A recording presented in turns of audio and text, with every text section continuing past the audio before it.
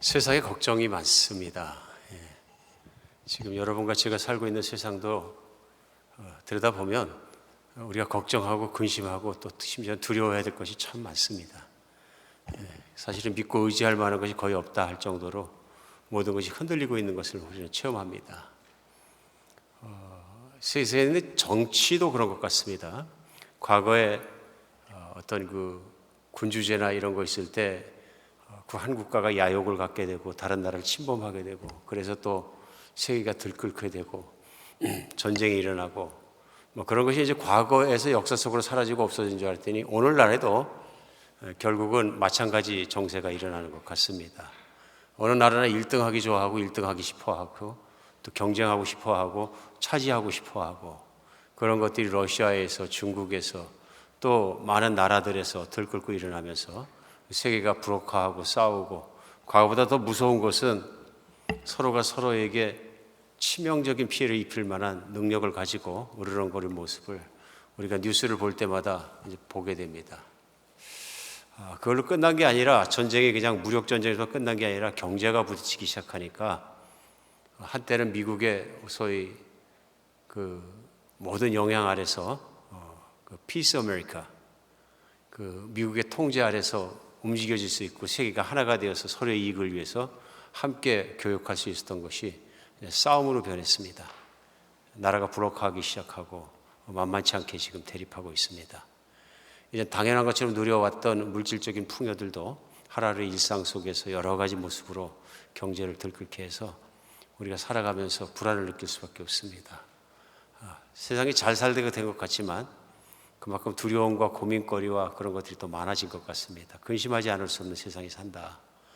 생각해 보면 세상은 근심을 할 수밖에 없는 것이 근심거리가 많은 것이고 선한 것이나 거룩한 것의 통제하에서 모든 선을 위해서 추구하는 것이 아니라 세상은 자기 욕심과 자기 이익과 모든 것을 치달아가기 때문에 아무래도 세상은 이렇게 근심거리가 있을 수밖에 없다 하는 마음이 듭니다. 예수님이 2000년 전에 이 땅에 오셨을 때 예수님을 따르는 제자들에게 큰 복은 뭐냐 하면 그 당시에도 만만치 않고 살기 어려웠던 세상 속에서 예수님 안에 안심할 수 있고 예수님 안에 평안을 누릴 수 있었던 것이 아닐까 싶습니다. 예수님만 믿으면 밥 먹고 예수님만 믿으면 천국이 열리고 예수님만 믿으면 얼마든지 살아갈 수 있기 때문에 예수님 안에서 그런 평안을 누리며 살게 된 것이 제자들의 특권 중에 특권이 아닌가 싶습니다. 제자의 길이 뭐 힘들고 어려운 길로다가 이렇게 표현이 되고 그렇게 표현되기도 하지만 그러면서 신앙의 길, 제자로 예수님 따르는 길이라는 것이 사실은 예수님 안에서 평안을 누리는 길이다 하는 것이 분명합니다. 근데 요한복음 14장은 저희가 이제 3주째 말씀을 나누고 있습니다만은 열자마자 예수님께 제자들에게 하는 말씀이 나옵니다. 너희는 마음에 근심하지 말라 하신 겁니다. 하나님을 믿으니 또한 나를 믿으라 하면서 14장 1절이 시작했습니다. 제자들 안에 근심이 가득했던 것입니다. 왜 그러냐면 예수님께서 떠난다고 하신 것입니다. 내가 이제 너희를 떠나서 아버지께로 가겠다 하는 말씀을 하시고 고난받으시겠다는 말씀도 하시고 또 마지막 같은 비장한 말씀을 하시자 제자들의 마음속은 덜컹하고 낙심하고 불안해하고 할 수밖에 없다. 근심으로 가득 찬 그들에게 예수님께서 14장에는 그들의 마음을 안심시켜 주십니다. 근데 그냥 근심하지 마라만 하신 것이 아니라 우리 지난주에도 말씀을 나눴습니다마는 분명히 붙잡고 이제는 근심하지 않을 수 있는 근거를 주십니다. 이유를 주시고요. 붙잡을 수 있게 해주십니다. 막연한 말씀이 아니다. 아주 구체적인 말씀이고 실질적인 말씀입니다. 우리 지난주에는 예수님께서 첫째 내가 너에게 능력을 주겠다. 아버지께서 능력을 주게 되면 내가 한 일도 너희가 하고 그보다 큰 일도 너희가 하리라. 이 세상에서 하나님 주시는 능력으로 너희를 살게 하겠다. 오늘 또 그리고 약속해 주신 지난주 두 번째 약속은 그것입니다. 너희가 내 이름으로 무엇이든지 구하면 내가 그것을 다 시행하겠다. 너희들이 근심할 필요가 없는 것이 불안한 것이 있고 필요한 것이 있고 어려운 것이 있으면 항상 기도하고 기도하면 내가 그것을 이루어 주겠다. 놀라운 약속의 말씀을 주셔주셨습니다. 그러면서 떠나지 않겠다고 말씀하신 약속을 또 이루어지는 것을 세 번째 주셨던 약속이 뭐냐면 내가 가면 다른 보혜사 곧 성령님께서 오셔서 너희와 함께 거하실 것이다. 그분은 보혜사, 헬퍼라고 표현을 했습니다. 너희를 나처럼 인도해주고 도와주고 보호하여 주시고 진리 가운데 서게 하실 그분이라 하면서 성령님이 오실 것에 대해서 분명한 약속을 주셨습니다. 제자들이 이 약속, 이 말씀 딱 붙잡게 되면 근심에서 빠져나갈 수 있는 또 이유를 확실하고 분명하게 성령이 오셨을 때 일어나는 것들을 또 이어서 말씀해 주십니다. 14장 오늘 본문인 21절부터 시작해서는 지난주에 마지막에 읽었던 20절, 그날에는 내가 아버지 안에 너희가 내 안에 내가 너희 안에 있는 것을 너희가 알리라 하시는 성령에 대한 말씀에서 계속입니다. 예수님께 가장 중요하게 생각하신 게 뭐냐면 성령이 오실 것이라는 겁니다. 성령이 오시면 이루어지는 일들에 대해서 끊임없이 제자들에게 말씀해 주신 것을 알 수 있습니다. 내가 가더라도 성령이 오실 것이므로 근심하고 걱정할 필요 없다 하는 말씀이 분명합니다. 특별히 그날에는 곧 약속한 성령이 오시는 날이겠죠. 계속되는 말씀 속에 성령이 오신 그날에는 내가 아버지 안에, 아버지가 내 안에, 그리고 우리가 너희 안에, 내가 너희 안에 있는 것을 너희가 알게 될 것이다. 그것이 성령이 오시는 날 그것이 모두가 이루어지고 그렇기 때문에 걱정할 필요가 없다. 분명히 말씀하시는 것을 알 수 있습니다. 오늘 예수님께서는 성령이 이 땅에 오셔서 믿는 사람 안에 살아계시는 것, 그것이 얼마나 큰 복이고 중요한 것인지를 제자들에게 말씀하고 계신 겁니다. 우리 이런저런 복을 생각하지만 이 세상에서 최고의 복은 하나님이 내 안에 함께 사시는 겁니다. 하나님이 내 안에 계시는 겁니다. 우리 세상을 살아가면서 어떻게 걱정, 근심이 다 없어지겠습니까? 절대로 없어질 수 없습니다. 어떻게 없어집니까? 건강에 대한 문제도 있고 또 재정에 대한 문제도 있고 또 그것뿐만 아니라 아주 델리케이트한 인간 관계의 문제도 있습니다. 다른 게 다 평안하고 다른 게 다 편안해도 가족 관계, 사람 관계, 인간 관계가 안 되면 불편합니다. 가족도 지옥같이 변하기도 합니다. 이웃 관계도 있고요. 또 교회 믿는 분들은 또 교우 관계도 있습니다. 교회 신앙생활 하다가도 교우 관계가 비틀어지고 아프고 그래서 교회 생활을 하다 보면은 그것 때문에 막 온 인생이 막 그냥 정말 짜증스러울 만큼 힘들어지는 것을, 평안을 뺏기는 것을 경험하기도 합니다. 이 모든 것이 자기 능력으로 안 되는 것이 너무 많다는 것을 우리 살아가면서 느끼게 됩니다. Beyond my control. 내가 컨트롤할 수 없는 그것들이 많아지면 많아질수록 걱정도 많아지고 근심도 많아지고 두려움도 많아질 것 같습니다. 노후 대책이라는 것도 그런 것이죠. 내가 노후를 대책을 세워놓고 뭐하고 늙을 때까지 죽을 때까지 편안하게 내가 죽을 것이다. 평안을 위해 준비했지만은 노후 대책이라는 것도 항상 어디선가는 흔들릴 수 있는 요인들이 많이 있기 때문에 이제 그것 때문에 우리가 두려워하는 경우도 많이 있는 것 같습니다.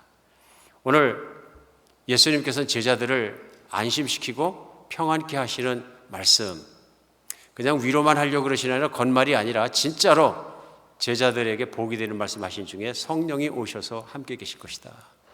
복 중에 복인 거죠. 우리도 그렇게 불안한 삶 중에서도 하나님이 오셔서 내 안에 계시면 걱정은 끝나고 나에게 평안이 시작되고 행복이 계속되는 이유는 무엇입니까? 내 안에 계신 분이 세상보다 크시기 때문입니다. 내 안에 계신 분이 세상을 만드신 분이시고 운행하는 분이시고 그것의 주인이시고 마음대로 하실 수 있고 못하실 것이 없는 분이시다. 그분이 나를 사랑하시고 내 안에 계시고 모든 걸 다스려 주시고 보호해 주신다면 내가 걱정할 것이 무엇이 있느냐 하는 것입니다.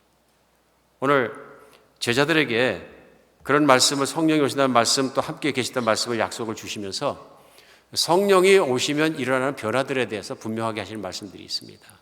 그래서 오늘은 본문 말씀을 나누면서 성령의 사람, 성령이 임한 사람에게 일어난 변화들에 대해서 같이 알아보는 시간이 될 것 같습니다. 오늘 첫 번째 예수님께서 말씀하시는 건 뭐냐면요, 성령이 임하시면 사람이 본질적으로 변하는 게 예수님을 사랑하고 그분의 말씀을 사랑해서 그 말씀을 따라 살게 됐다. 예수님을 사랑해서 그 말씀하시는 거죠. 그래서 오늘 21절 시작하자마자 나의 계명을 지키는 자라야 나를 사랑하는 자니 나를 사랑하는 자는 내 아버지께 사랑을 받을 것이요 나도 그를 사랑하여 그에게 나를 나타내리라. 오늘 나의 계명을 지키는 자라야 나를 사랑하는 것이다. 그러니까 예수님 말씀을 따르는 자라야지 나를 사랑한다고 하는 것이다. 예수님 입으로 사랑한다는 말로 끝나는 것이 아니라 예수님을 사랑한다는 것은 예수님의 말씀을 생명처럼 여기고 따르는 것이다. 그렇죠? 그런 사람은 내 아버지께서 사랑을 받을 것이요 나도 그를 사랑하여 그에게 나를 나타내리라. 그런 사람에게 내가 나타나서 그런 사람과 함께 살아주신다 하는 말씀은 성령이 오셔야 구체적으로 일어나는 일입니다. 그렇죠? 예수님 떠나시는데 예수님 말씀하시거든요. 내가 나를 너에게 나타내 주겠다. 누구에게? 나를 사랑하기 때문에 내 말을 사랑하고 내 말을 따르는 사람에게 나타내 주시겠다. 오늘 제자들에게 이 말씀 하시면서 이 말씀을 듣던 가룟 아닌 유다라는 제자, 그러니까 예수님을 배신한 유다 말고 좋은 유다, 나쁜 유다 말고 좋은 유다가 예수님 앞에 질문합니다. 질문 내용이 22절에 주여 어찌하여 자기를 우리에게는 나타내시고 세상에는 아니하려 하시나이까. 이 질문이 이거죠. 나를 사랑하고 내 말을 따르는 자에게는 나를 나타내리라 하니까 예수님, 주님을 사랑하고 주님을 따르는 자에게만 주님을 나타내시고 세상의 모든 사람에게는 안 나타내십니까? 이 뜻이거든요. 그 뜻의 질문의 내용은 그런 것이죠. 보편적으로 모든 사람에게 다 예수님을 나타내 주셔야 예수님이 위대하신지를 세상 사람들이 알 것 아닙니까? 그 말의 배경에 그런 것이 있는 것 같습니다. 예수님과 함께 계속 3년 반 동안 복음을 전했지만 실제 우리와 같이 예수님을 갖다 사랑하고 그 말씀을 따라가고 예수님을 따라가기 위해서는 모든 걸 내려놓고 목숨까지 내려놓고 예수님을 따라가는 제자들이 된 것은 많지 않지 않습니까? 하는 얘기가 배경 속에 숨어 있다고, 질문 속에 숨어 있다고 생각이 듭니다. 예수님 세상을 보니까 그렇더라, 그런 얘기죠. 오늘 그러자 예수님 23절에 다시 한번 말씀하십니다. 사람이 나를 사랑하면 내 말을 지키리니 내 아버지께서 그를 사랑하실 것이요 우리가 그에게 가서 거처를 그와 함께 하리라. 사람이 나를 사랑하면 내 말을 따를 것인데 내 아버지께서 사랑하시고 우리가 그와 함께 가서 거처를 같이 한다. 같이 살 것이다. 여기 예수님께서 우리 중요한 표현을 쓰십니다. 하나님을 표현하시면서 우리라는 표현을 쓰시면 복수를 사용하신 겁니다. 우리. 그러니까 예수님이 말씀하실 때 성령이 오시면 성령이 너희 안에 너희와 함께 계시겠음이라를 오늘 설명을 하시면서 그 말은 우리가 그 믿는 사람 너희 안에 있을 것이다. 우리는 누구냐면 예수님과 하나님 아버지 그리고 성령님입니다. 하나님은 성부 하나님, 성자 하나님, 성령 하나님이 한 분 하나님이신 것을 여기서 예수님은 우리라는 표현을 써서 우리가 그 사람 안에 나타내리라. 성령이 오셨다는 것은 삼위일체 되신 하나님께서 내 안에 오신 것을 의미하는 것을 분명히 얘기하고 계십니다. 분명히 말씀합니다. 근데 죄송합니다. 유다의 질문이 무엇이었냐면 왜 모든 사람에게 다 그렇게 해주지 않습니까? 하는 질문이었던 것 같습니다. 그러나 그것은 진리와 복음의 보편적인 사실이죠. 그 보편적인 사실인 건 뭐냐면은 예수님이 이 땅에 오셔서 제자들과 하신 일이 뭐냐면요. 천국이 임한 것을 온 세상으로 알게 한 것입니다. 천국은 하나님의 다스림 속에 사는 곳입니다. 그렇죠? 그러면 천국이 임한 것을 예수님이 계속 알려주셨다는 얘기는 하나님의 다스림 안에 살지 않는 사람들이 있다는 것을 의미합니다. 오늘 본문 마지막에도 그 얘기를 하십니다. 세상 임금이란 단어를 쓰십니다. 세상 임금은 뭐냐면 하나님의 다스림 밖에 있는 사람들을 얘기합니다. 오늘 하나님의 다스림 밖에 있다는 얘기는 하나님 말씀을 따르지 않는 것과 똑같은 말씀인 거죠. 하나님의 말씀의 권위 아래서 살아가지 않고 하나님의 뜻을 따르지 않고 다른 것을 따라 사는 모든 사람을 총칭해서 세상 임금 밑에 있는 세상 사람들이 되는 거죠.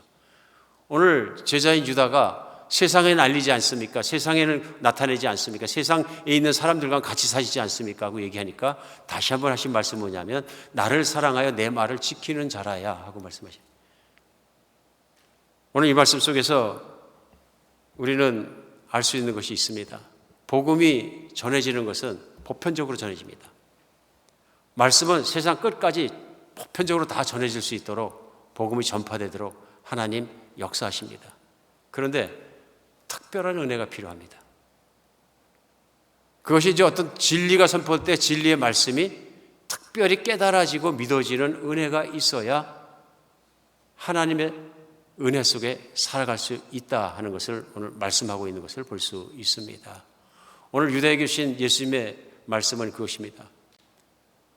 믿는 사람이라야, 성령을 받고 성령을 받은 사람이라야 하나님과 함께 사는 것이고, 그런 사람이라야 하나님 은혜 안에 있는 것을 다시 한번 설명하시는 것을 오늘 알 수 있습니다.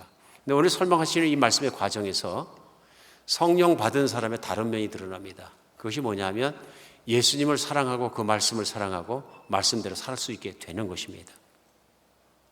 이 말씀에는 무엇이 들어있느냐 하면요, 세상에서 인간이 가지고 있는 가장 큰 문제점과 가장 큰 불행한 점은 무엇이냐면 하나님을 배척하는 것입니다. 하나님 말씀을 따르기를 싫어하는 것입니다. 하나님을 간섭처럼 생각하는 것입니다. 하나님을 피하는 것입니다. 하나님을 싫어하는 것입니다. 오늘 이 말씀 속에 그것이 있는 것은 창세기가 시작되고 성경이 시작되면서 인간의 가장 큰 문제는 뭐냐면 하나님을 떠난 것입니다. 하나님을 싫어하는 결과가 뭐냐면 하나님 말씀을 무시하는 것으로 드러나게 됩니다. 하나님 주신 계명이 있고 말씀이 있음에도 불구하고 그 말씀을 싫어해서 떠납니다. 그렇죠? 하나님을 떠나니까 결과는 뭐냐면은 죄를 짓게 된 것이고, 하나님의 말씀을 거역해서 창조자에게 죄를 짓게 되니까 죽음도 들어오고 고난도 들어오고 험난해지고 세상은 지옥같이 변하는 것이죠. 왜냐하면 내 마음대로 내 뜻대로 따라가는 사람들이 살다 보니까 타락한 영을 따라서 욕심과 탐심과 음란함과 모든 걸 가지고 교만함을 가지고 살아가는 세상이 되다 보니까 서로가 서로를 죽이고 먹히고 빼앗기도 하고 뺏기기도 하고 싸우기도 하고 지기도 하고 이기기도 하고 사기치기도 하고 사기당하기도 하고, 이런 모든 세상의 한복판에서 욕심을 갖고 밀고 땡기고 인생을 살아가면 만들어내는 것들은 지옥 같은 모습이 된 것이죠. 하나님은 거룩하신 분이고 선하신 분이라 하나님 말씀을 떠났기 때문에 일어나는 현상입니다. 오늘 이런 세상에 하나님의 주신 희망은 사람을 바꿔주시는 거죠. 하나님 말씀을 따르는 사람으로. 복을 받았다는 건 무슨 얘기냐면은 그랬던 사람이 돌이켜 새 사람이 되어서 이제는 하나님 말씀을 사랑하고 하나님을 사랑하고 따르게 되었다는 것입니다. 하나님과 좋은 관계를 갖게 되었다는 것입니다. 여기에 이 모든 일을 이루는데 하나님께서 누굴 보내주시냐면 성령을 보내주셨다. 그럼 오늘 알 수 있는 것이 뭐냐면 성령을 받으면, 성령이 내게 임하시면 일어나는 일이 뭐냐면 예수님을 사랑하고 그분 말씀을 순종하게 된다. 입으로만 예수님을 주님이라고 부르는 것이 아니라 예수님은 나의 주인이시고 나의 생명이시고 구원자시기 때문에 내 안에 있는 성령님이 인도하심을 따라 예수님을 사랑하는 것만큼 말씀을 따라 살아게 된다 하는 겁니다. 오늘 성령 받은 사람의 모습을 우리가 분명하게 알 수 있는 것, 첫 번째 게 그것입니다. 예수님을 사랑하게 되고 그 말씀을 따르게 되더라 하는 것입니다. 경험적으로 우리가 경험할 수 있습니다. 그렇지 않습니까? 예수님을 믿기 전에는 하나님 말씀을 따라 살으라 그러면 부담스럽습니다. 저도 그런 것 같습니다. 예수님을 믿고 온전히 거듭나서 하나님의 은혜를 받고 성령이 내게 오시고 살기 전에는 이 세상 부담스러운 것이 뭐냐면 교회 가서 앉아 있는 겁니다. 그걸 왜 그렇게 가기가 싫은지 모르겠어요. 어머니 때문에 할 수 없이 가는 거죠. 어머니가 평생 소원이 너 교회 가는 것이다 그러니까 할 수 없이 어릴 때 따라갑니다. 따라가면 앉아 있는데 굉장히 불편합니다. 뭔가 알 수 없는 불편함, 내가 올 자리에 온 것이 아니라는 그 불편함, 그 다음에 계속 어쩔 때 보면 찌르는 게 있으니까 죄책감도 느껴지고 마음이 계속 불편했습니다. 왜 그런지 하면 제 안에 무엇인가가 하나님을 배척하고 있는 겁니다. 그래서 마음에 싫었던 게 무엇이냐면 하나님의 간섭받는 게 너무 싫은 거예요. 어쩔 때는 어릴 때 생각하면 부모님 간섭받는 것도 싫어 죽겠는데 이제 와갖고 하나님 말씀까지 따르고 착하게 살으라 그러니까 친구들하고 술도 마셔야 되고 놀아야 되고 하는데 세상 재미있는 일은 교회에서 다 하지 말라 그러니까 이게 거룩하게 산다는 것은 정말 재미없는 일이고 세상에서 이건 좀 낙이 없는 일이구나. 그 다음에 이렇게 묶여서 살아가는 사람들 보면 참 불쌍한 사람들이다. 취해가지고 그런 것이 제정신으로 그러겠느냐. 그러다 보니까 재미가 없는 겁니다. 가기도 싫어지는 겁니다. 끌려갈 때는 정말 도살장에 끌려가는 소처럼 끌려가는 거죠. 어머니란 끈에 의해서 할 수 없이 끄집혀 가는 것이죠. 어머니가 좋아한다 그러니까 가서 1시간은 참자. 그러니까 제일 못 참는 게 뭐냐면 설교 시간입니다. 찬송하는 시간은 모르더라도 노래니까 따라하면 됩니다. 또 한국 사람도 노래하는 거 얼마나 좋아합니까? 떼창 잘하잖아요, 떼창. 노래하는 건 문제 없어요. 몇 번 하면 따라할 수 있고 또 교회에서 부르는 찬송가 맞고 곡조가 또 이렇게 어렵지 않은 게 없습니다. 단순합니다. 그러니까 금방 할 수 있어요. 근데 설교 시간 정말 지겨운 거예요. 이건 나하고 관계도 없는 거고 내가 들을 필요도 없는 거고 뭐 전혀 관계가 없으니까 굉장히 힘듭니다. 근데 뭐 저희 교회도 만만치 않게 깁니다만 설교 시간이 길수록 안 좋은 목사님 되는 거죠. 안 좋은 목사님 되는 거예요. 재미도 없는 얘기를 뭘 자꾸 또 하나. 한 번 했으면 돼서 또 반복을 또 왜 하나. 그게 싫은 거예요. 몸이 비비 꼬이고 허리가 꼬이고 넘쳐 싶습니다. 왜 그렇습니까? 싫어하는 겁니다. 왜 싫어합니까?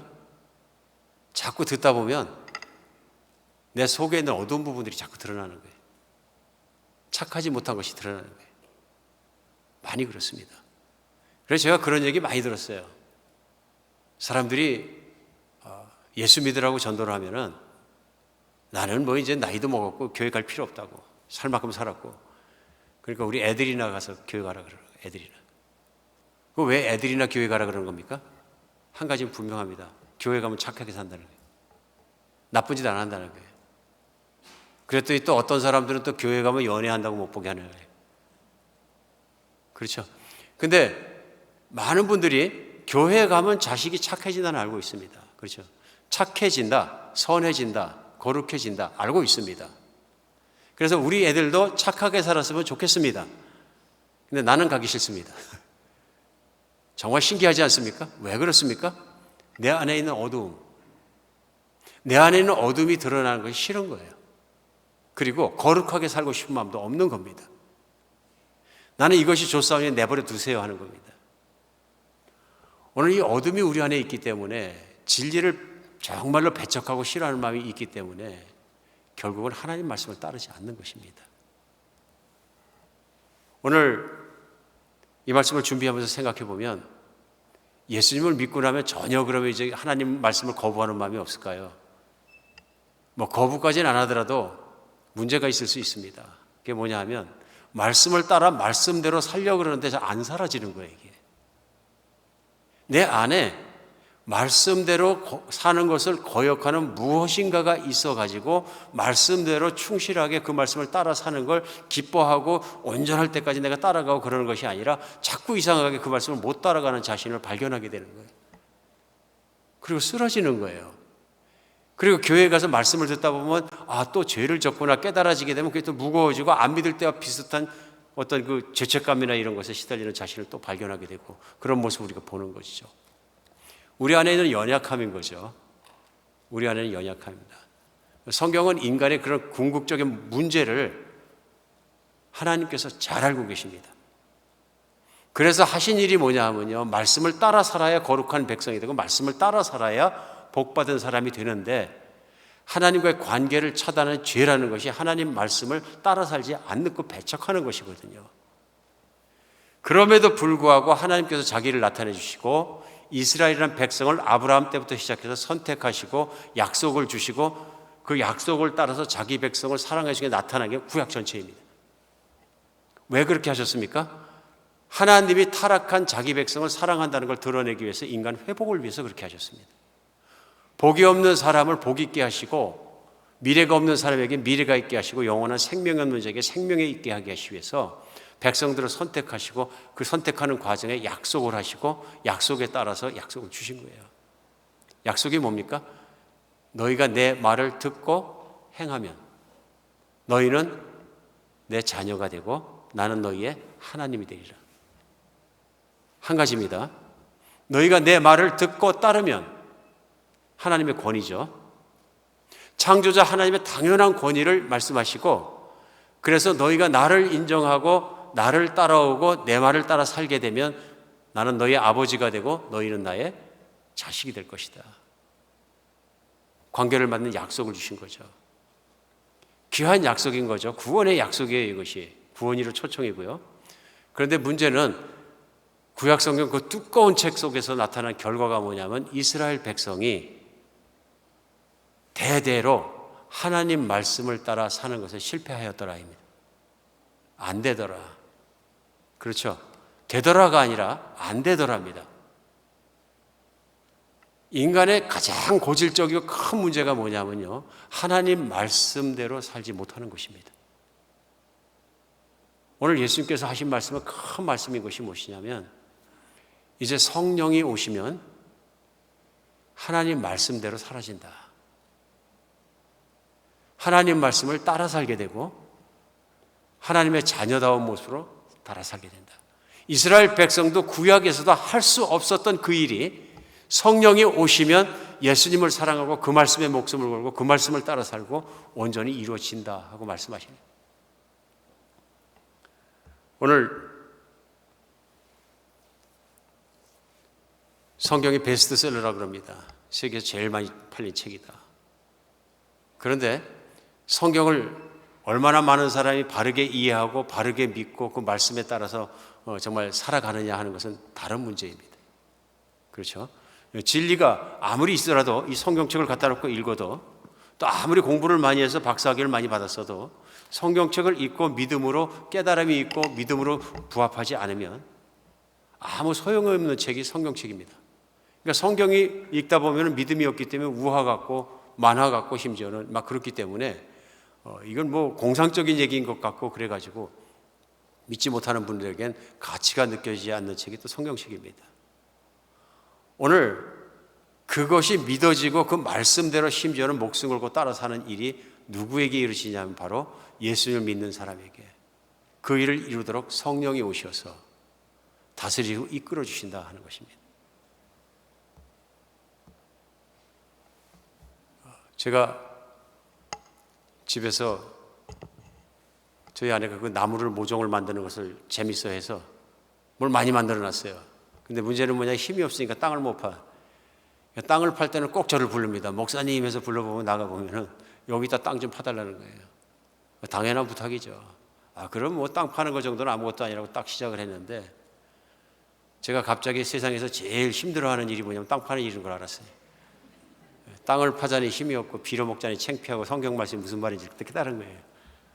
야, 이거 정말 힘든 일이야. 왜 힘들었냐 하면은 구덩이 몇 가렁짜리 하나 파주는 것 정도는 제가 한 10분이면 팔 줄 알았어요.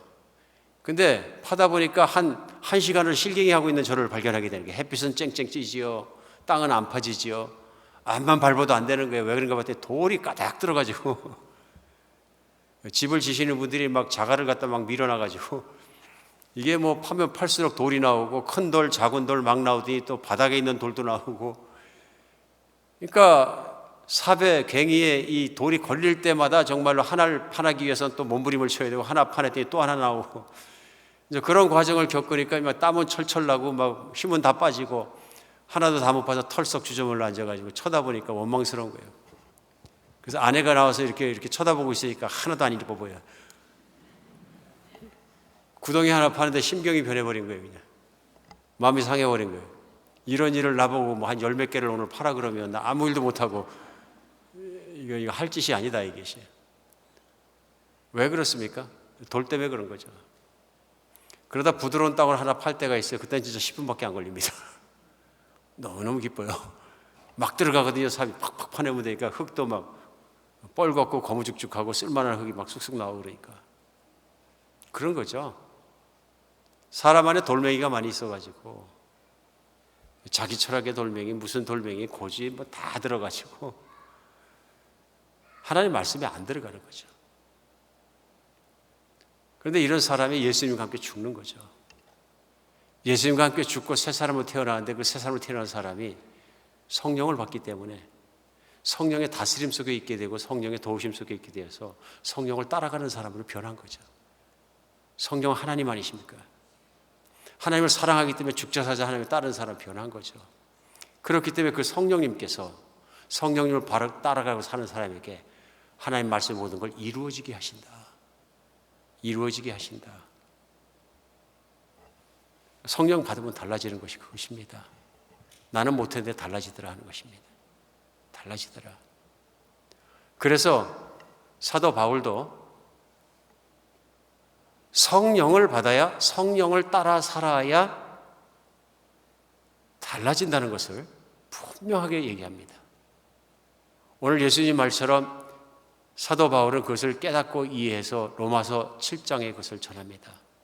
로마서 7장은 사도 바울이 하나님을 사랑하기 때문에 선하게 살 마음이 내 안에 있다. 말씀을 따라 살 마음이 있는데 그렇게 노력을 하면 할수록 하나님 말씀을 따라 선하게 따르는 노력하면 할수록 내 안에 다른 법이 있는데 그것이 뭐냐면 어둠이라.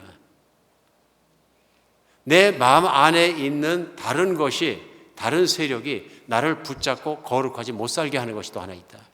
늘 싸움이 있는 거죠 안에. 근데 결과는 뭐냐면 결국은 내가 어둠에 지더라 하는 겁니다. 어둠에 지더라. 그래 결국은 어떻게 되냐면 선하게 살려고 그러다가 떨어졌기 때문에 이제 악하게 살아버렸기 때문에 하나님 관계 속에서 멀어지고 있는 자신을 발견하게 되고 그래서 그가 한 마지막 고백이죠. 어호라 나는 공고한 사람이로다. 이 사망의 늪에서 누가 나를 구해내랴 하고 고백하는 것입니다. 그가 얼마나 몸부림쳤는지 알 수 있습니다. 거룩하게 살아보고 말씀을 다 지켜보려고. 예수님 시대에 제자들이 살던 시대에 유대인들이 바리새인들이 그 일을 했던 거죠. 하나님을 마음으로 진심으로 많이 사랑해서 하나님 안에 푹 빠져 사랑한 것이 아니라 자기가 노력해서 선하게 살아보려고 노력을 하다 보니까 전적으로 완전하게 선하게 살지 못하는 자신을 발견하고 떨어진 모습을 그대로 보여주는 거죠. 이랬던 사도 바울이 갑자기 오라 공고한 존재로다 해서 찬양을 하고 기뻐합니다. 왜 그렇습니까? 그가 예수님을 바라보면서 깨달은 게 있었던 거예요. 그게 뭐냐면 나 스스로 내 육신을 이루었던 과거에 나는 죽었다. 그리고 나는 이제 죽었고 새 사람이 되어서 예수님 안에 있고 예수님만 바라보게 되면 나는 성령에 따라 살기 때문에 나는 이제는 더 이상은 내가 이렇게 하나님 말씀을 못 따라 사는 자가 아니라 하는 것을 고백합니다. 그리고 다음 장인 로마서 8장에서요. 1절이 시작하자마자 그러므로 이제 그리스도 예수 안에 있는 자에게는 결코 정죄함이 없나니 이는 그리스도 예수 안에 있는 생명의 성령의 법이 죄와 사망의 법에서 너를 해방하였습니다. 내가 옮겨졌다는 것을 얘기합니다. 과거에는 육신의 지배를 받고 살았는데 육신이 하자는 대로 사는데 이제는 예수님을 믿었다는 것은 예수님과 함께 죽고 이제 새로운 생명, 새로운 영혼이 되었다는 것, 내가 예수님을 믿는 믿음 안에 산다는 것은 성령 아래로 옮겨진 것이다. 성령의 법이라는 것은 성령님 아래 성령의 통치하심 밑에서 살아가는 걸 의미하는 거죠. 내가 전적으로 내가 새로 태어난 사람은 성령의 다스림 안에 살게 되었기 때문에 성령의 다스림 안에 산다는 것은 곧 거룩하게 산다는 것이다. 오늘 그래서 3절 4절을 8장 3절 4절 좀 비춰주시죠. 율법이 육신으로 말미암아 연약하여 할 수 없는 것을 하나님은 하시나 이거 죄로 말미암아 자기 아들을 죄 있는 육신의 모양으로 보내 육신의 죄를 정하사 육신을 따르지 않고 그 영을 따라 행하는 우리에게 율법의 요구가 이루어지게 하려 하심이라. 무슨 말씀입니까? 사람은 육신을 따라 살든지 성령을 따라 살든지 두 가지 중에 하나를 하게 되는데 이제는 예수님을 믿게 되었다는 것은 예수님을 믿기 때문에 성령을 받았고 내 안에 성령이 계시니까 성령을 따라 살기 때문에 율법이 요구하는 것, 하나님 말씀에 요구하는 모든 것을 다 성령 안에서 이루며 살게 되었다 하는 것을 얘기합니다. 성령이 어떤 믿는 사람에게 오셨다는 것이 얼마나 은혜롭고 중요한 것이 무엇이냐면 하나님 보시기에 인간이 복이 없고 불행한 길로 가는 것, 하나님과 관계가 차단되는 그 길을 가지 못하게 하신 것이 뭐냐면 성령의 오심으로 가능해지셨다는 얘기입니다. 왜 그게 가능합니까? 로마서에서 계속되는 말씀은 그걸 사도 바울이 풀어서 설명을 합니다. 육신을 따르는 자는 육신의 일을, 영을 따르는 자는 영의 일을 생각하나니 육신의 생각은 사망이요 영의 생각은 생명과 평안이니라. 육신에 있는 자들은 하나님을 기쁘시게 할 수 없느니라. 본인도 불행해지고 하나님도 기쁘시게 할 수 없느니라. 그러니까 육신에 속한 사람은 육신의 일을 생각하고 영에 있는 사람은 성령의 일을 생각한다. 생각 자체가 다르다 그런 얘기입니다. 이제는 내가 육신에 있는 것을 추구하려고 내가 추구하고 내 자아를 추구하려고 사는 것이 아니라 하나님을 따라 살기 위해서 살기 때문에 성령을 늘 바라보며 산다.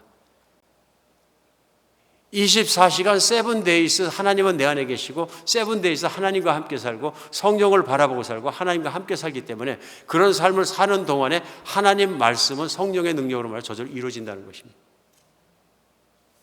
믿으십니까? 인간의 최고의 복, 최고의 누릴 수 있는 복은 뭐냐면요, 하나님의 칭찬 가운데 하나님의 전폭적인 사랑을 받으며 하나님과 함께 사는 것입니다. 그런 것이죠. 예수를 믿는다는 것이 얼마나 감사한 일입니까? 하나님의 제한 없는 은혜와 사랑 안에 누리면서 산다는 것이거든요.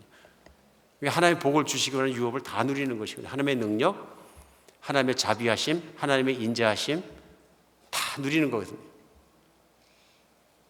근데 그 길에 뭐가 있느냐 하면 성령이 오셔서 성령을 24시간 바라보고 사는 것이 중요하다는 것이죠. 내가 내 능력으로 죄와 싸우면 안 되는데 성령 안에 들어가면 그것이 된다는 얘기입니다. 이 성령 받은 사람의 모습인 거죠. 하나님을 바라보는 자의 모습인 거죠. 오늘 예수께서 말씀하십니다. 구약시대 그 긴 세월 동안에 이스라엘 사람들이 다 트라이를 해봤지만 실패한 것이 무엇이냐면 내 실력으로 내 노력으로 내가 하나님의 말씀을 성취하려고 노력한 게 다 실패했다는 얘기예요. 그래서 구약 안에서 마지막으로 선지자를 통해서 주신 약속이 무엇입니까? 내가 그날에는 모든 육체에 하나님의 영 성령을 내려주셔서 그 성령과 함께 살게 하고 성령의 시대를 주시겠다는 것입니다. 바로 오늘 예수님은 예수님이 오심으로 말미암아 그 말씀이 성취되고 예수님이 제자들에게 약속하시는 것은 내가 가면 아버지께 요청해서 성령을 보내주실 것이고 구약에서 약속하신 그 날이 이루어질 것이고 성령으로 오심으로 말미암아 성령을 받은 사람마다 구약에 믿었던 이스라엘 사람들처럼 믿는 것이 아니라 이제는 정말 하나님 말씀을 다 따라 살 수 있는 망가지지 않은 아담과 이브의 모습으로 살 수 있다는 것을 제자들에게 선포해 주시는 거죠. 성령이 오셨다는 것이 얼마나 중요합니까? 우리가 신앙생활을 하다가 자꾸 죄를 짓고 넘어지고 쓰러지고 하는 이유가 뭡니까? 간단합니다. 성령을 바라보지 않았기 때문입니다. 하나님을 바라보지 않았기 때문입니다. 하나님을 사랑하고 하나님을 바라보고 하나님의 통제 속에 있기 위해서 내가 늘 사모하고 하나님을 사랑하기 때문에 그 안에 살아가면 넘어지지 않는다고 말씀하시는 거예요. 우리는 그래서 하나님을 바라보는 믿음에서 넘어진 것이지 행위 하나에서 넘어진 건 아니다 하는 것입니다. 하나님을 바라보면 놀라운 일도 일어납니다. 제가 저희 교회에서도 몇 번 그런 간증들을 들었는데요. 하나님 믿고 성령을 받고 나니까 평생 못 끊는 술이 있는데 어떤 분이 얼마나 술이 세신지 하루 저녁에 양주를 한 병씩 드셨다고 그래요. 도대체 어떤 체질이 그렇게 드시는지 반주를 한 병을 드신다고 그러는데 대단한 거죠. 근데 이분이 말씀하시는 거예요. 정말로 예수님 믿고도 술이 안 끊어져가지고 그것 때문에 맨날 싸우고 아내에게 구박받고 그러는데 안 돼갖고 성령님 안에서 울면서 기도를 했더니 그 다음부터 술을 쳐다보기도 싫더래요.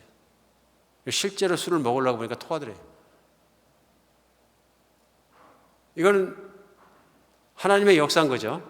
하나님은 인간의 심령 안에 마음 안에 뿐만 아니라 환경 안에 모든 능력 안에 역사하실 수 있다.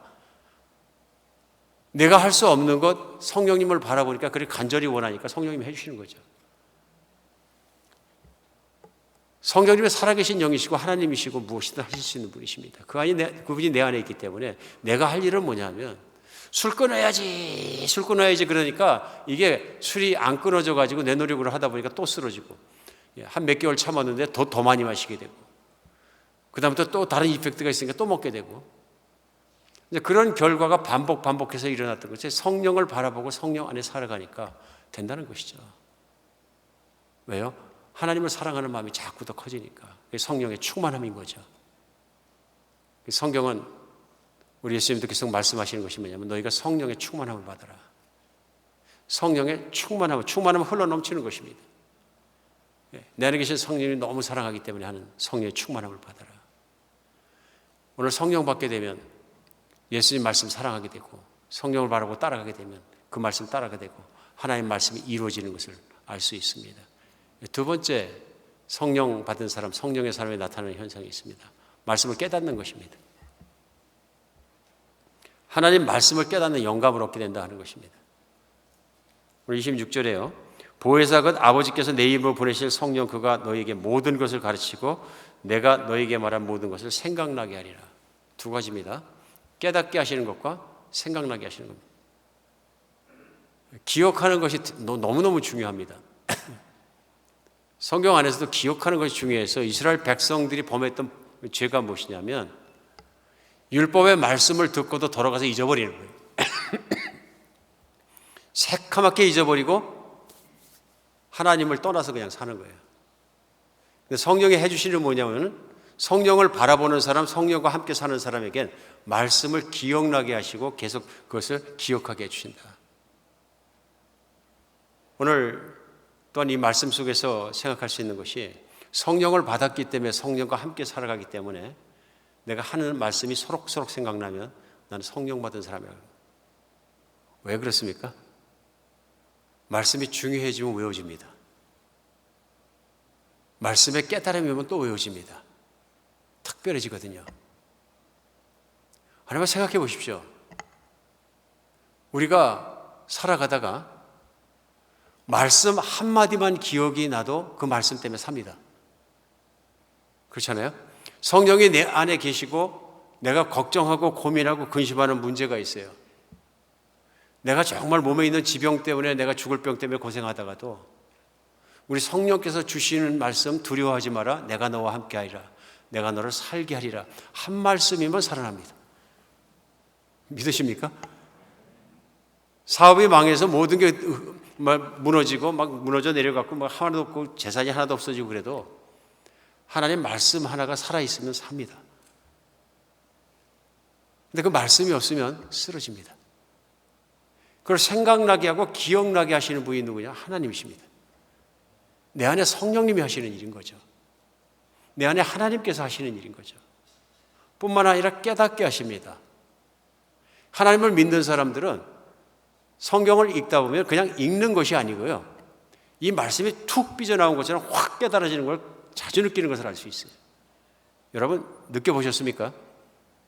성령 받았기 때문인 거죠. 왜요? 성경은 성령님이 믿는 사람들에게 영감을 주셔서 쓰신 책이에요. 그래서 이 성경을 믿는 사람이 믿는 마음으로 읽게 되면 그 믿음과 말씀이 부합해 갖고 성령의 의도를 깨달게 해주세요. 하나님의 뜻을 깨닫게 해주세요.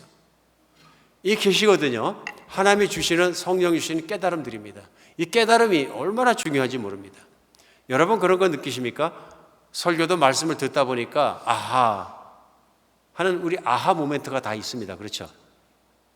가슴에 탁 들어오고 아 이건 오늘 하나님이 나한테 말씀하시는구나. 금방 받아들이십니다. 왜 그렇습니까? 깨달음이 오는 것입니다. 아 내가 이런 것을 잘못하니까 성령을 24시간 바라보지 않으니까 자꾸 넘어져서 똑같은 죄를 반복하는구나. 이것도 내가 기도하고 성령이 충만케 해주셔서 내가 극복해야 될 문제구나. 내가 내 힘으로만 너무 싸운 것이 아닌가. 난 성령님을 바라보고 의지해야 되겠다. 그럼 깨달음이 어디서 오는 겁니까?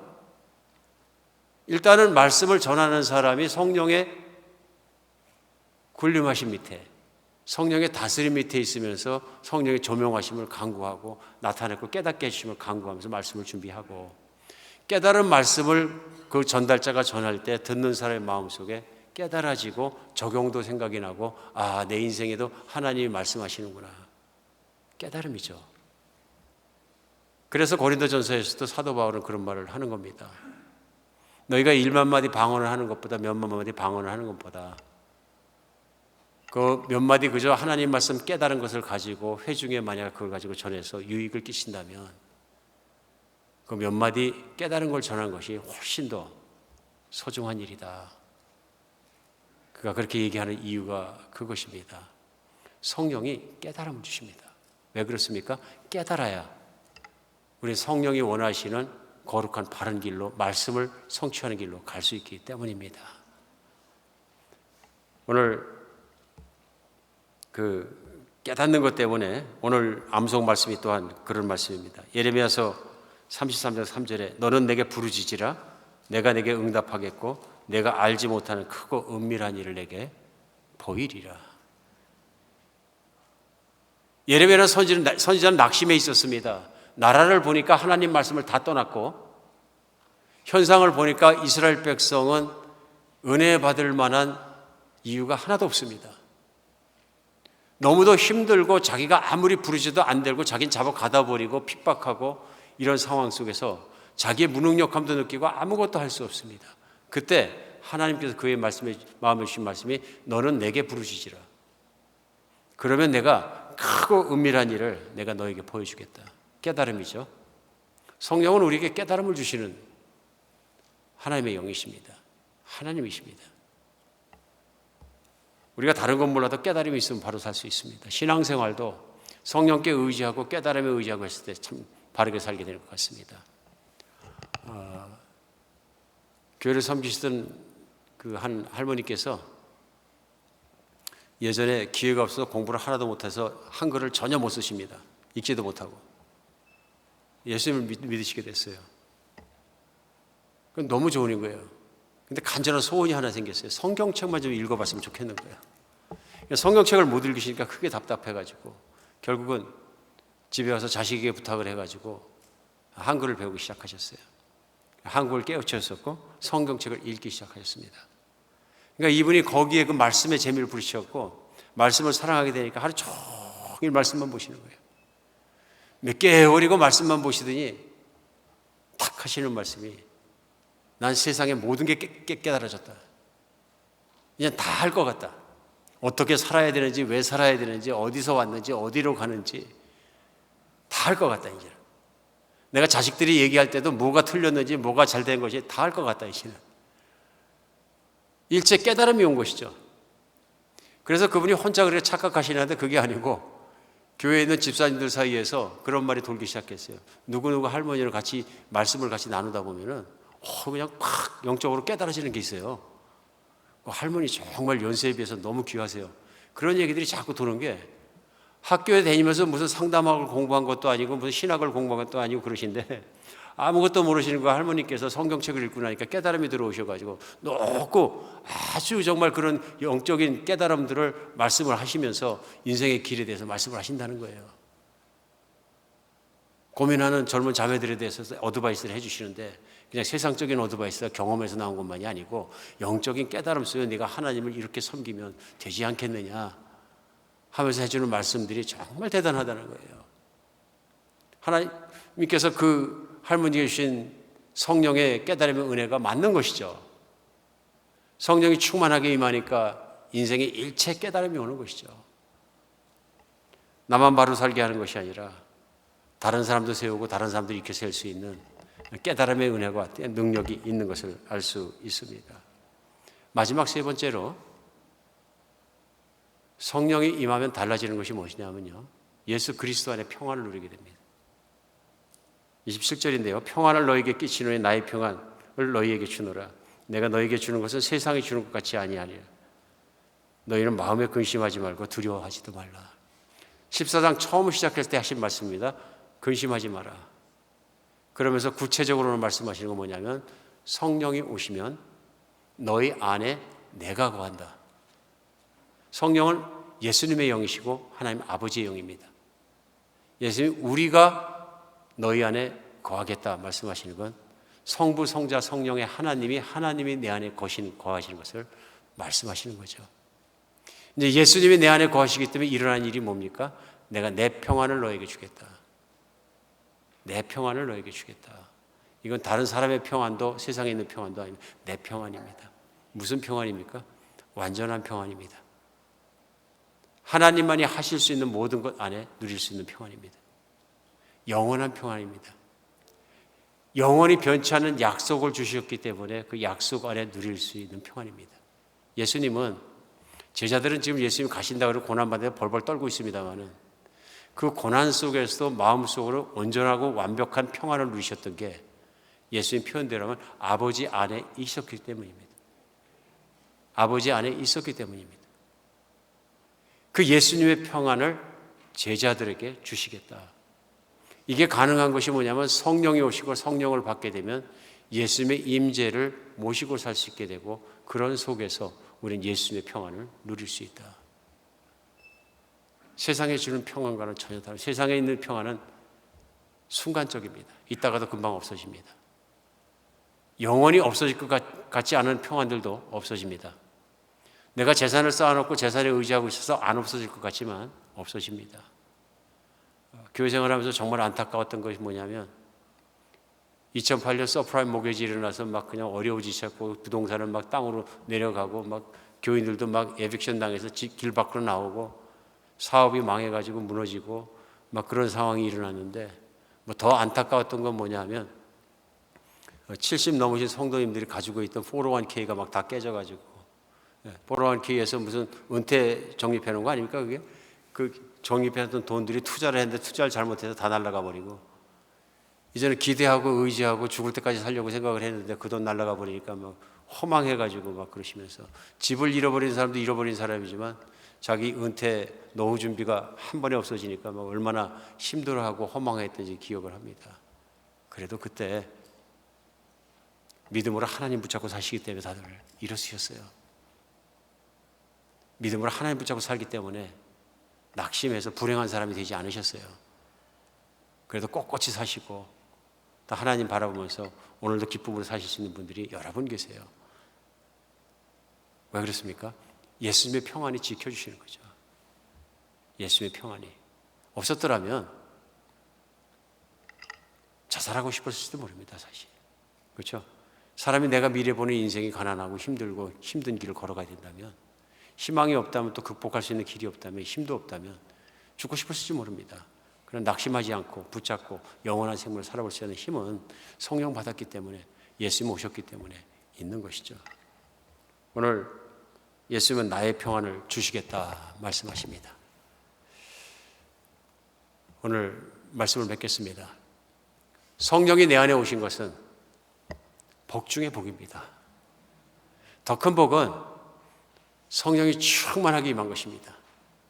이 성령이 충만하게 임하면 무슨 일이 일어납니까?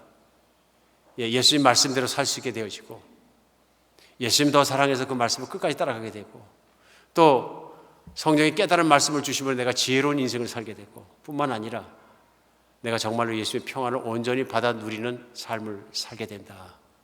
이 땅에서 삶이죠. 오늘 성령 가운데 살아가고 성령 충만에 살아가는 것이 얼마나 복된 일인지 다시 한번 예수의 말씀을 통해서 알 수 있습니다. 이 모든 것, 성령 충만 받는 길은 하나밖에 없습니다. 듣고 믿는 겁니다. 듣고 믿는 겁니다. 사도 바울이 갈라디아서 3장에서 말씀하실 때, 너희가 성령을 받은 것이 율법을 행함이로냐 듣고 믿음이로냐.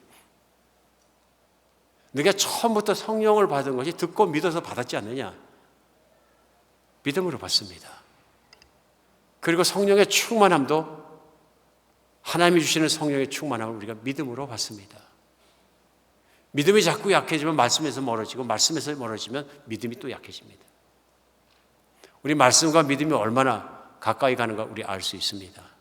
우리가 믿음으로 늘 성령의 충만함 받아서 그 모든 걸 누리는 여러분과 제가 되었으면 좋겠습니다. 오늘 말씀을 듣는데 너무너무 힘들고 나하고 너무 관계가 없고 성령 보이지도 않고 느끼지도 않고 붙잡아서 성령 답답하다 그러신 분 있으면 성령을 받으셔야 합니다. 예수님을 믿으십시오. 그리고 그분을 받아들이시면 약속대로 성령을 주십니다.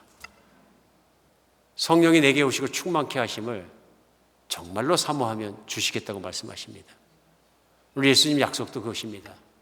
너희가 악한 자라도 좋은 것으로 자식에게 줄 줄 알거든 하물며 하늘에 계신 너희 하나님 아버지께서 구하는 자에게 성령을 주시지 않겠느냐. 성령님이 오셔서 이 땅 가운데 믿는 사람과 살아주시는 것은 문제 있는 인간에 대한 하나님의 궁극적인 해답입니다. 하나님이 세워주지 않고서는 세워지지 않는다. 예수 그리스도의 복음을 통해 성령님 그것을 오늘도 세워가고 계십니다. 기도하겠습니다. 하나님,